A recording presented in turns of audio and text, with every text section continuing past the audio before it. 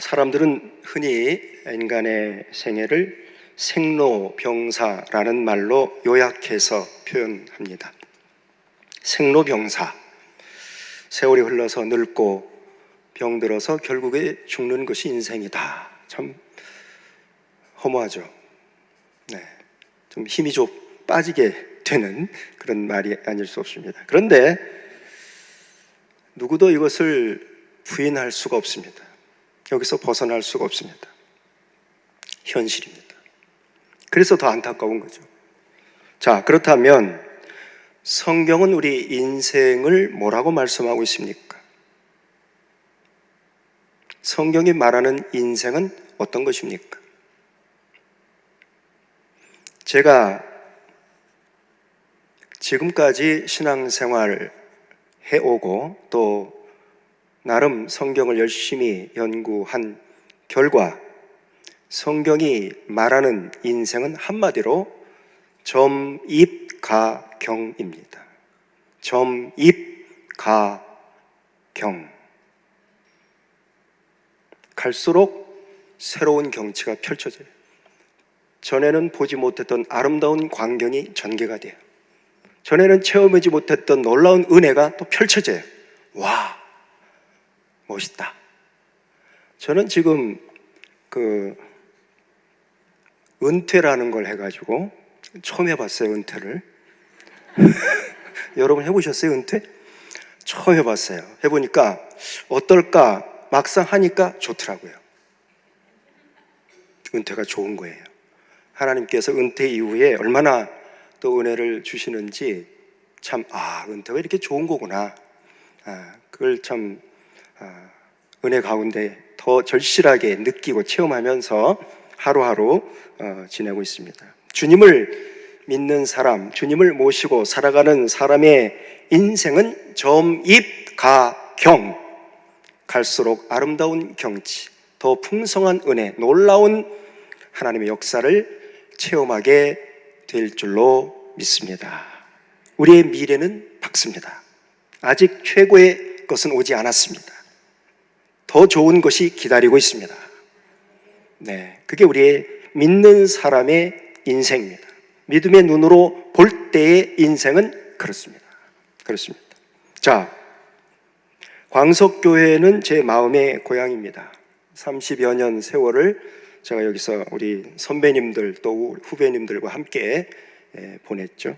주일학교 교사도 하고 재정부 회계집사도 하고 건축위원회 하면 또 위원도 하고 무슨 이런저런 역할을 많이 맡기셔가지고 열심히 그때는 잘하는 건지 못하는 건지도 모르고 그냥 무작정 시키는 대로 열심히 했던 기억이 납니다.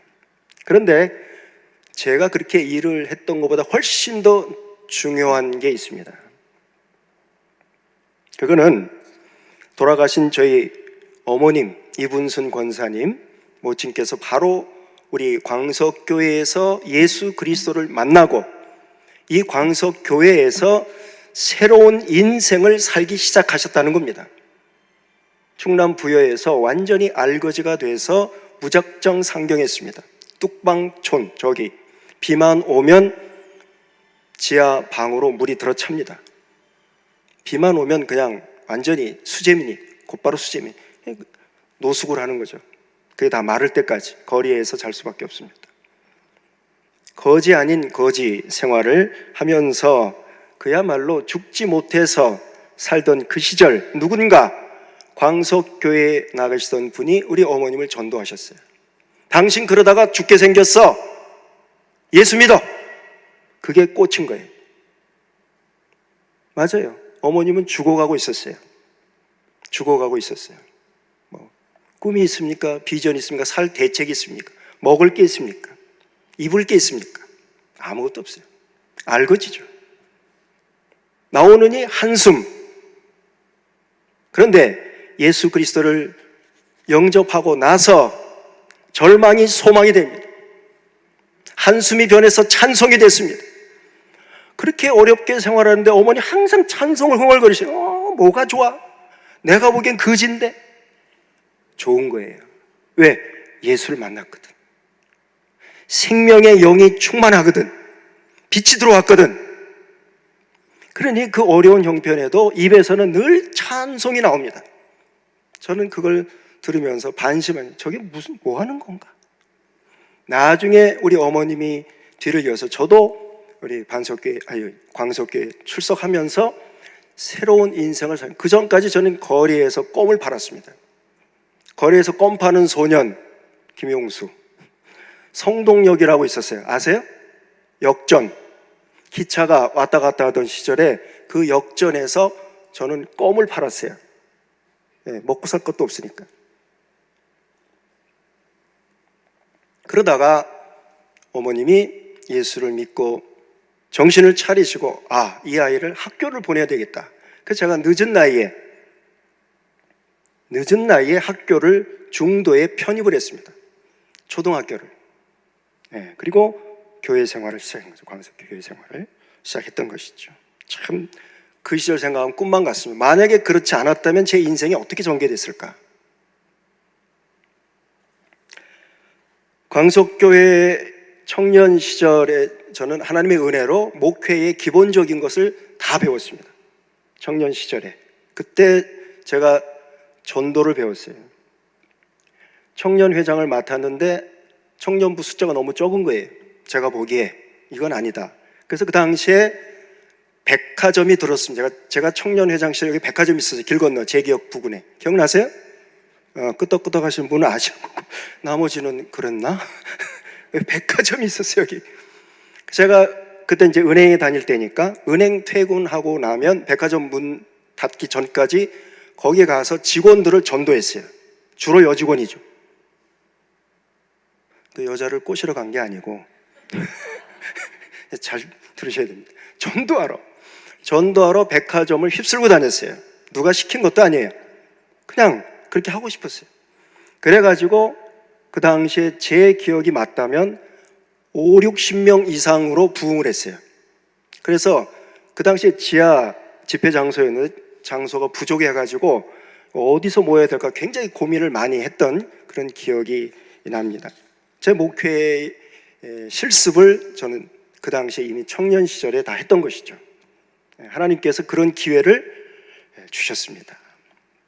자, 하나님께서 또 우리 김용수 목사님을 통해서 제가 청년 시절에 젊은 나이에 여러 가지 훈련을 받을 수 있도록 하나님께서 이런 모양 저런 모양으로 다독거리셔서 저는 이후에 신학교에 가서 배운 것보다는 사실은 우리 광석교회에서 우리 김용수 목사님 밑에서 청년회장 시절 또 청년집사 시절 여러 가지 역할을 하면서 배웠던 게 큰 자산으로 남아 있습니다.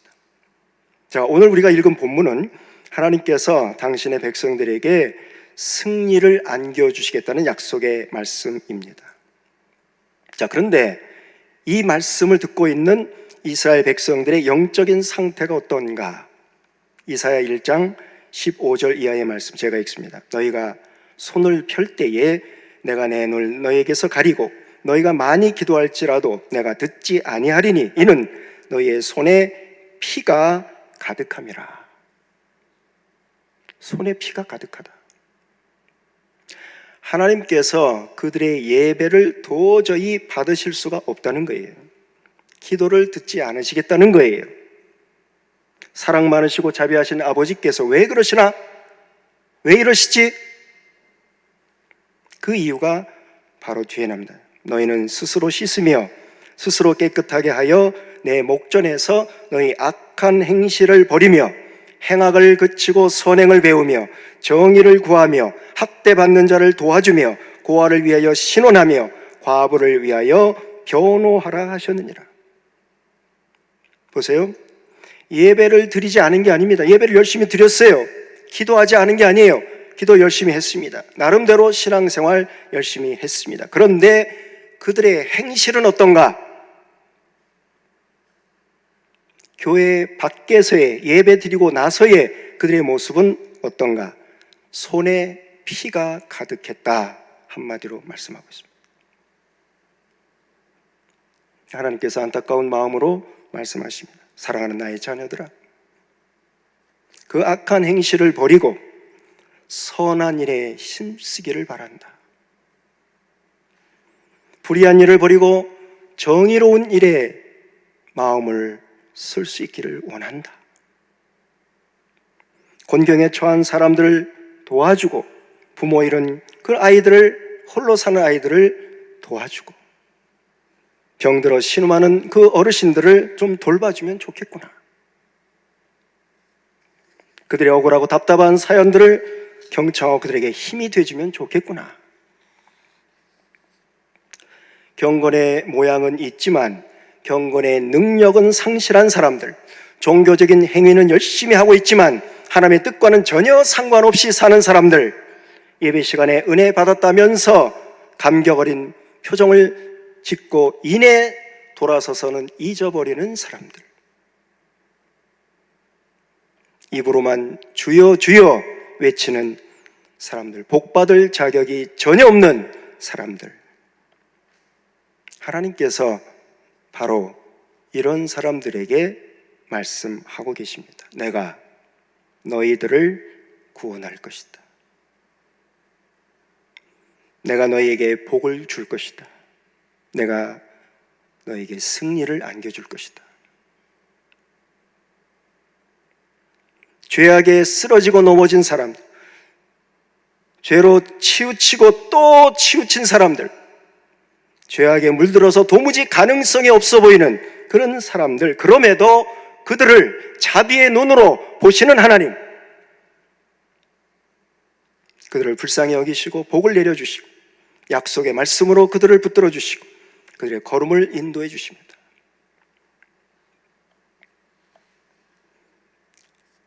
오늘 본문을 제가 만약 조금 더 한 5년 전이나 이렇게 설교했다면 아마 무작정 이렇게 들이댔을 거예요. 여러분, 마음을 새롭게 하십시오.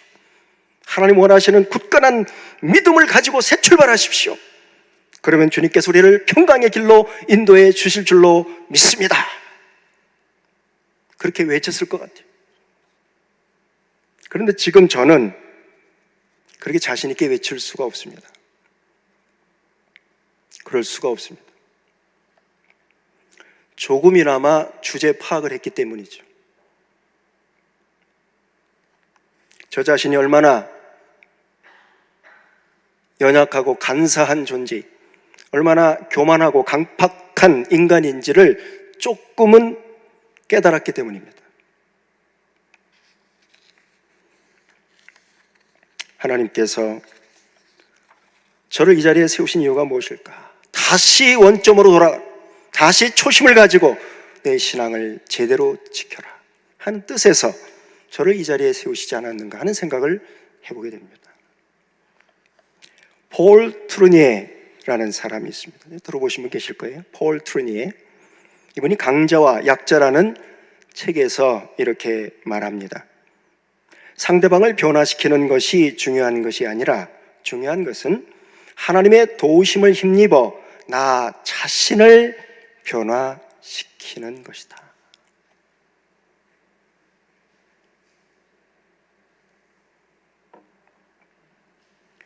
저희 지난 날을 돌아보면, 특별히 그 목회할 때의 그 모습을 다시 돌아보면 정말 무식하면 용감하다는 말이 떠오릅니다.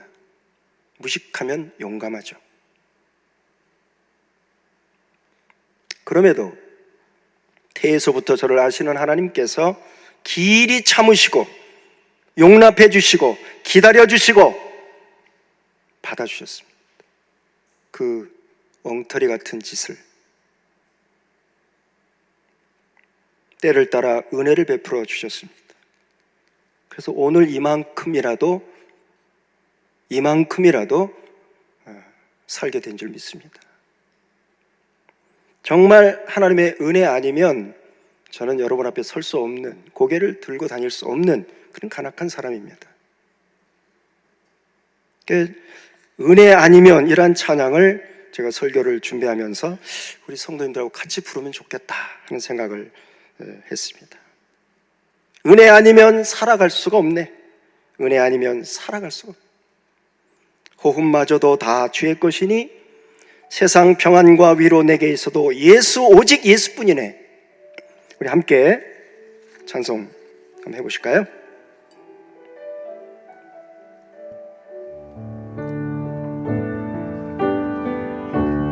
은혜 아니면 살아갈 수가 없네. 호흡마저도 다 주의 것이니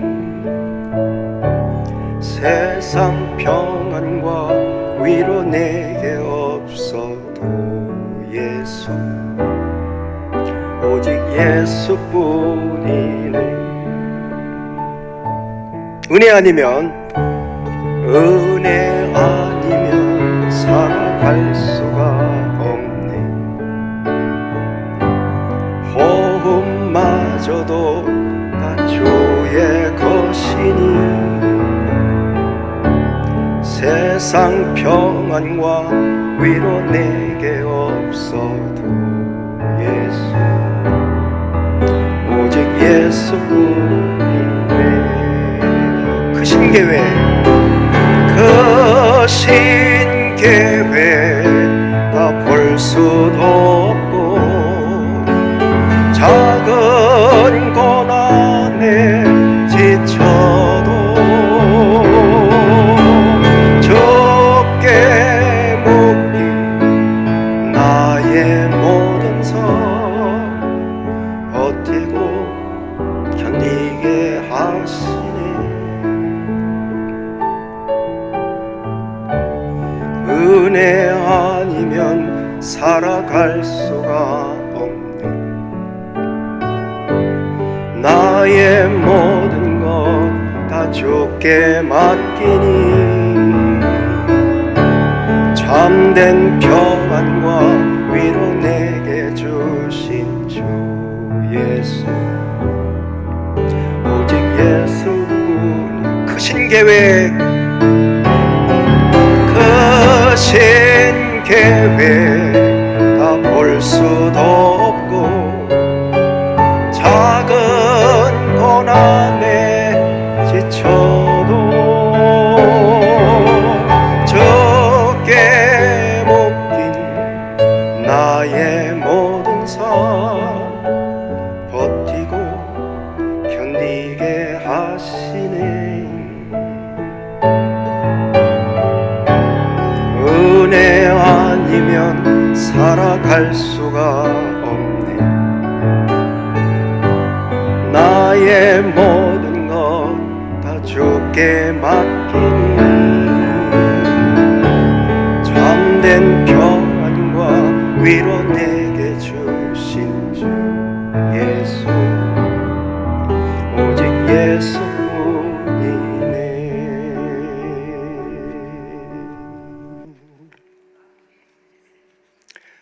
주님께서 은혜 주시지 않았다면 저는 제 목회 여정을 완주할 수 없었을 겁니다.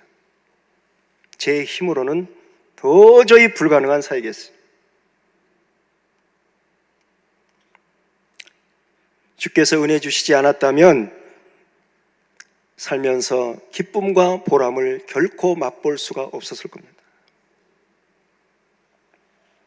지금 이처럼 편안한 마음으로 우리 고향 식구들을 대할 수가 없었을 겁니다.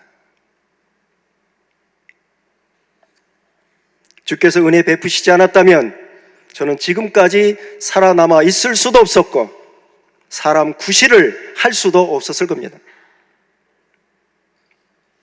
제 삶의 구비구비마다 넘어진 저를 다시금 일으켜 세워주시고 삶의 폭풍물을 맞아 헤매고 있는 저에게 빛을 비춰주시고 정말 차고 넘치는 은혜를 부어주셨습니다.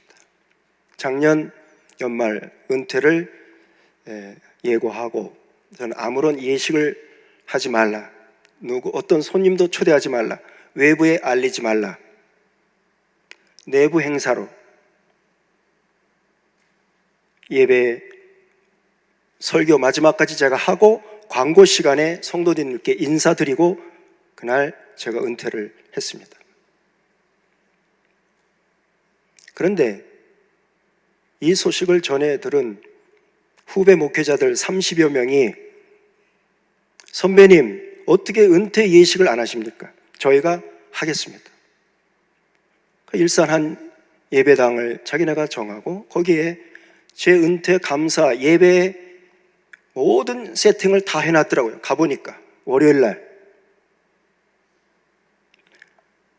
설교자, 축사, 그래서 순서를 또 자기들 나름대로 정해가지고 내가 하지 말랬는데 후배들이 자기네들이 우러나서 하는 거니까 선배님 그냥 받으세요. 강권하더라고요. 그래서 어쩔 수 없이 그 자리에 앉아서 소위 은퇴 예식이라는 것을 제가 경험을 했습니다. 그 예배 시간 설교를 들으면서 그리고 몇몇 후배들의 저와 관련된 간증을 또 와서 하더라고요. 뭐 어쩌고 저쩌고 자기들이 뭘 그렇게 좋은 일이 있었는지 저는 기억도 안 나는데 한 서너 분 간증을 하는데 그 설교 말씀과 간증을 들으면서 그냥 눈물이 비 오듯 쏟아지는 거예요. 주체할 수가 없어요. 창피하더라고요. 후배들 앞에서 어마어마한 눈물이 쏟아지는데 뭐 감당할 수가 없어요. 그냥 막 휴지를 갖다 주더라고요. 보고서 그냥 계속 닦으면서 앉아 있었어요. 근데 인사말을 하러 왔는데 무슨 인사를 합니까? 딱 한마디. 자격 없는 자에게 어떻게 이런 감당할 수 없는 은혜를 베풀어 주시지? 난 모르겠다. 나는 할 말이 없다. 정말 하나님 앞에서는 할 말이 없다. 솔직한 심정이었습니다. 뭐 잘한 게 있어야 내가 이렇게 했으니까 어쩌고 저쩌고 내놓을 게 있어야지 내놓지. 하나님께서 이런 인간 사람 만드시기 위해서 오래 참아주시고 지금 이 순간도 사람 만들기 위해서 이 탄에 세워주시고 여러분 앞에서 작지만 그 은혜를 나눌 수 있는 기회를 주신 줄로 믿습니다. 저는 오직 주님의 은혜 아니면 설 수 없는 자입니다. 여러분, 저와 여러분 주님을 믿기에 이 자리에 나와 있습니다. 여러분, 대체 믿음이 뭡니까? 믿음. 나 예수 믿어. 그럼 믿음이 뭐예요? 믿음이 뭐죠?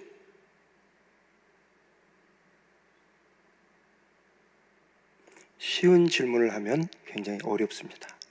그렇죠? 이 쉬운 질문인데 대답하기가 자, 주님을 믿습니다. 용기 있게 박차고 나가는 겁니까? 불 속으로 뛰어드는 겁니까?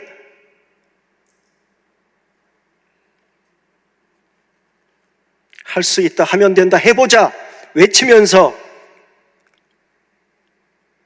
사명을 감당하는 걸까요? 그게 믿음일까요?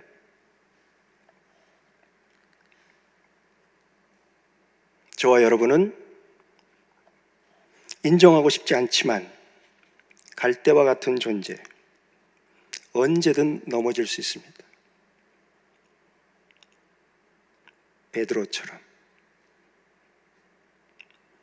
베드로처럼 언제든 우리 주님을 부인할 수 있습니다. 나 예수 몰라.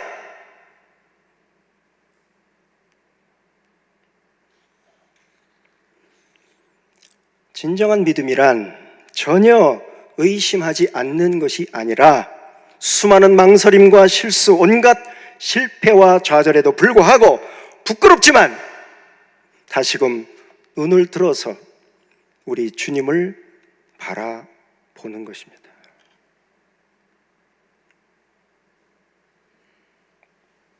그럴 때 낙향해서 고개를 잡고 있던 베드로를 찾아가서 그에게 당신의 사랑을 부어주신 우리 주님께서 우리를 친히 찾아주시고 우리의 연약한 손을 잡아주실 줄로 믿습니다. 당신을 등지고 떠난 이스라엘, 그들에게 복을 주신 것처럼 우리의 심지를 견고하게 하시고 우리와 하여금 더욱 주님을 신뢰하면서 예비하신 평강의 길로, 생명의 길로 갈 수 있도록 이끌어 주실 줄로 믿습니다. 우리 본문 4절 말씀, 너희는 여호와를 영원히 신뢰하라. 한번 따라서 하실까요? 너희는 여호와를 영원히 신뢰하라. 너희는 여호와를 영원히 신뢰하라. 여호와는 영원한 반석이심이로다. 살다 보면 반드시 좌절하게 되고 낙심하게 되는 일이 일어날 겁니다. 스스로에 대해서 실망하는 일이 생길 겁니다. 다 포기하고 싶은 순간이 찾아오겠죠. 그러나 그 낙심한 자리에서, 실패의 자리에서 눈을 들어서 우리 주님을 바라보신다면, 반석 되시는 예수 그리스도, 영원한 반석이신 우리 주님께서 우리의 삶을 다시금 견고한 반석 위에 세워 주실 줄로 믿습니다. 7절 말씀, 의인의 길은 정직하며 정직하신 주께서 의인의 길을 평탄하게 하시도다. 예수 믿는 저와 여러분의 앞길에 우리 주님 예비하신 풍성한 은혜가 놓여 있고 빛나는 저 천국이 지금 기다리고 있습니다.